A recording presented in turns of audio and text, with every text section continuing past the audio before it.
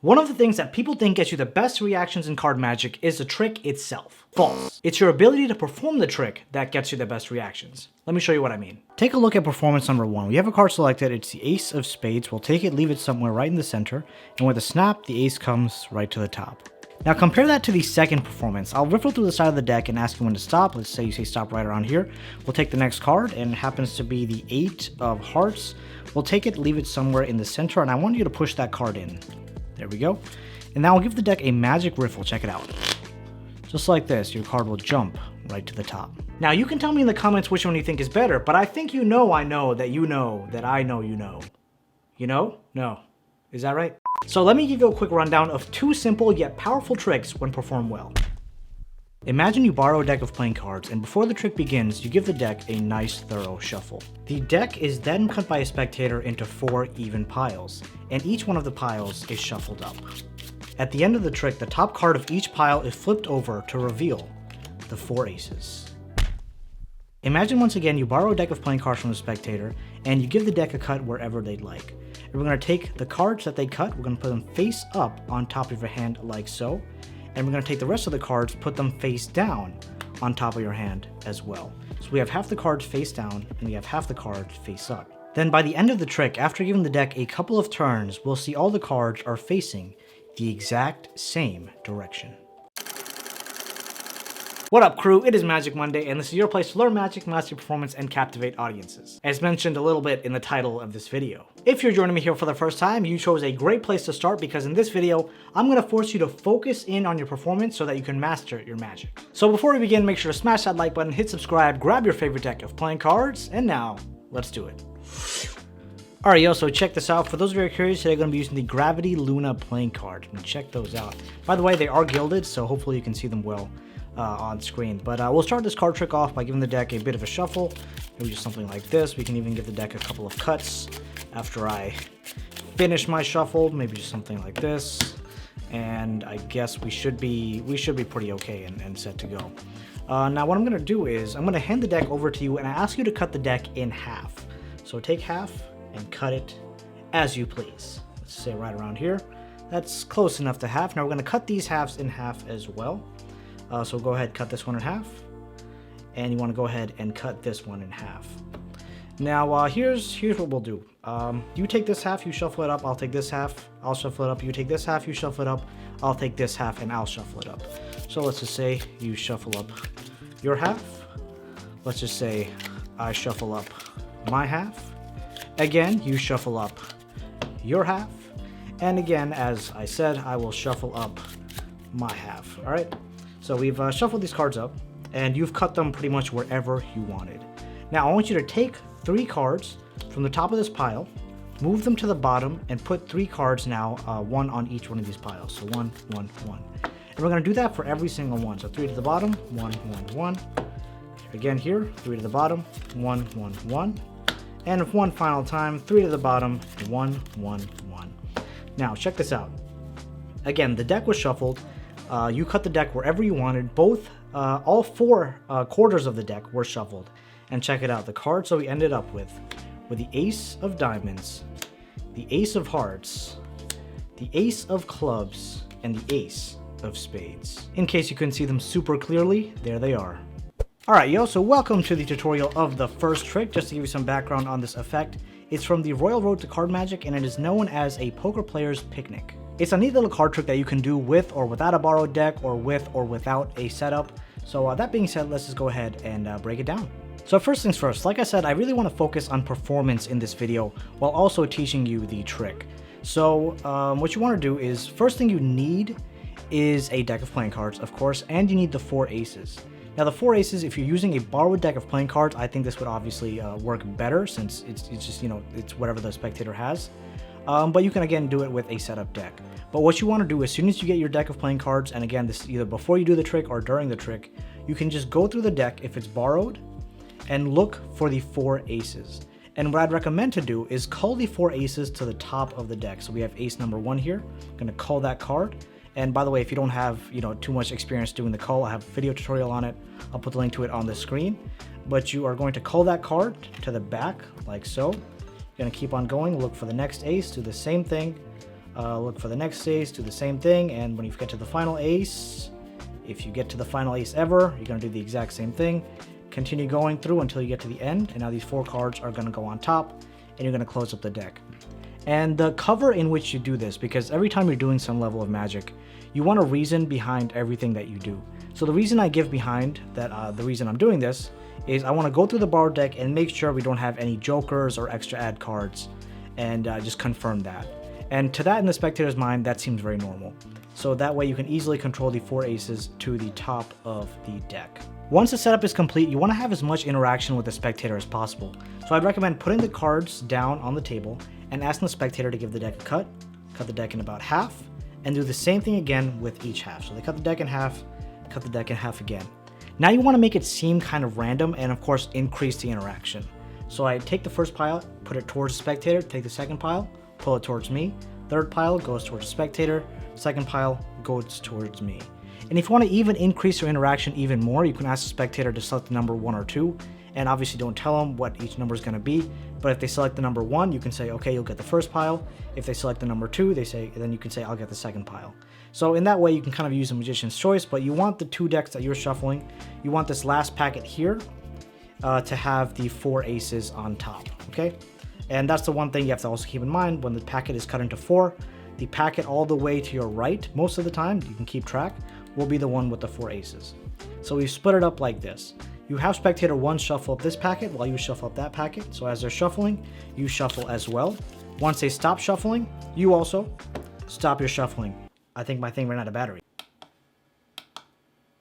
Okay, it might be okay, but we'll see what happens. Anyway, once you're both done shuffling these halves, you're now going to shuffle the other half. So they're going to start shuffling this, and you're going to start shuffling this. Keep in mind the top 4 cards of this pile are the 4 aces. You do not want to lose these, because if you lose these, this trick is not going to work.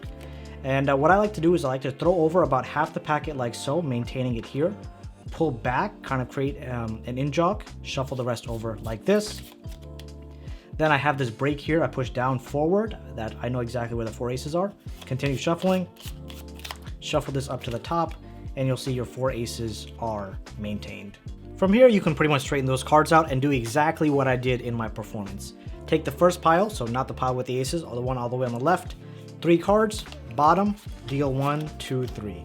And as you go through and do this, you'll see exactly why this trick works, because ultimately at the end what you're doing is placing 3 cards on top of your ace packet. You're moving 3 cards that you literally placed to the bottom, dealing 1 ace on top of each of these packets, and once you do the reveal, all 4 aces are on top.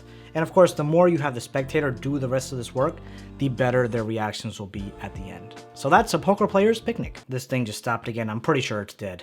So check this out. Let's say we have a deck of cards borrowed from a spectator, and for some reason they all have gilded decks of playing cards, because all my spectators are super fancy people who are into deck collecting. So we have these deck of playing cards. I'm going to riffle to the side of the deck and ask you when to stop. Let's say stop right around here, about halfway.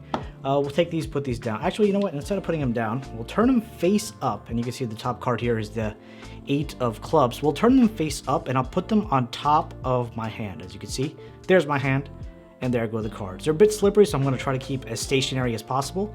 I'll take the rest of the cards. So these are all face up, these are all face down. Gonna smash them together like this. So of course, we have half facing one way, we have half facing the other way.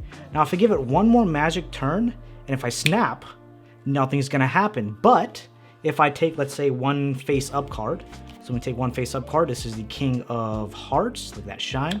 Take one face up card, throw it on top of the deck, and check it out. Now if I snap, magic riffle, any other move you'd like, all the cards will be facing the exact same direction. Now that is magic. Now this next trick is known as Topsy-turvy, and it's very interesting because the first time I read it in the Royal Road to Card Magic, I was like, this is stupid. Who would ever fall for this? And after actually practicing it in the mirror a couple of times, you kind of see that you can make it feel very realistic. So this is exactly how it works. You're going to start off by borrowing a deck of playing cards from a spectator. Again, I'm saying borrowing a deck of playing cards because it really kind of instills in the spectator's mind that there's nothing that could be wrong with these deck of playing cards. And you're going to do the exact same thing you did before. you're going to examine the back of these playing cards, making sure you have all the cards that you need, and then you want to make sure that you don't have any jokers. As you square up, you want to make sure you grab the front of these playing cards here and flip them over in your direction, right? So it's here, you're going to flip these over in your direction. And you're going to do the exact same thing. You want to make sure you're going to look for jokers, you're going to look for any extra cards. And once you verify that they're not there, then you're going to start to close. And this is where the magic happens. As you go through all the cards, you look the spectator in the eyes and you say, okay, I think this deck is all good. Now, as I'm squaring up, you can see I spread to the last card. My pinky's going to come in here and get a break under or on top of that card. And as I square everything up, you'll see now where my pinky break is. I'm going to shift these cards back a little bit. Again, keep in mind, I'm looking at the spectator while doing this. So generally, when you look at the spectator, they have the tendency to look directly back at you. And you're pretty much putting this card in a gambler's cup, which looks, something like this. But you're not going to be like stealing this card away or doing anything like that. You're going to be using this pile and you're going to, again, come to the front and turn this face down. And as you're doing this, you just want to make sure, you may want to practice this in front of a mirror, that this card is not being exposed anywhere under here or from this top view. Or when you're flipping it over, you want to make sure it's not being exposed here. So when you're doing this, just make sure you practice well. And you'll flip the cards over the exact same way you did in the beginning, because it's very important to keep some level of consistency. So you've turned those cards upside down, and what you've pretty much done is all the cards you'll see are face down, but you'll see the one card is face up, right? So if you were to show the spectator, which you're not doing yet, you could show the cards are, back to back. So at this point, I kind of, again, want to maximize the interaction with the spectator. So I riffle through the side and tell them to stop about halfway. So they say stop around here. I take this packet, grab it from the sides with my middle finger, ring finger, thumb, grab it from the sides and show the card that they stopped at. This card really doesn't matter, but the reason I'm doing this is because I'm showing this card, and as I'm showing this card, I'm turning over this hand. So I'm showing this card, turning over this hand, and I kind of bring this hand on top of the other one. So I'm here, I do this, and I show them that there's their card. Again, that card really doesn't matter, but now I tell them that I'm going to take this, put it face up, the whole pile is face up, right? They can confirm that. That whole pile is going face up on top of your hand, and they're going to take the rest of the cards, and keep in mind, since we turned this face down, we have just one face down card on top of this whole face up pile, which is pretty neat. A lot of people don't actually realize when you go from holding it like this to this, if there's something else going on. So we have this here. Again, keep in mind, this was all face down, but since we did this and this, we turned this face down, show this to the spectator, take this, put this on top of your hand, take the rest of these playing cards, put them on top as well. So you're kind of showing the cards, or you're kind of showing the spectator, the cards are now going to be face to face. Obviously, don't spread them out. I'm spreading them out to you to show that they're all face up except for this one card. And really the only thing left for you to do now is turn this packet 3 times. You're going to say you have half the card facing one way, half the card facing the other way, and you're going to do one more magic turn. You're going to take one of the face up cards, you're just going to grab the bottom card and put it face down. And what I usually like to do is, as I'm throwing this face down, I kind of let it go from my hand like this, just let it turn around. And I also kind of give the deck a bit of like a flick of the wrist. So it looks like this. And then I can do a magic riffle, just in front of the deck, and show that all the cards are now facing the same direction.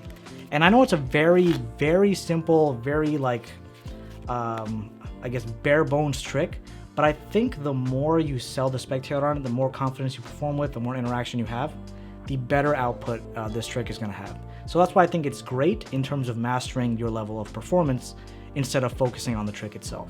Now, if you thought these 2 tricks were good, you can easily learn 2 more card tricks by clicking on this video right over here. And if you enjoyed this video and want to help support my channel, consider joining the Underground Club, aka my Patreon, by clicking the link down below. For that, you'll get a ton of extra benefits and you'll be helping me up the quality of my content. Thanks for spending your time with me. It was a pleasure having you here. Have a great day ahead, and I hope to see you in one of these places.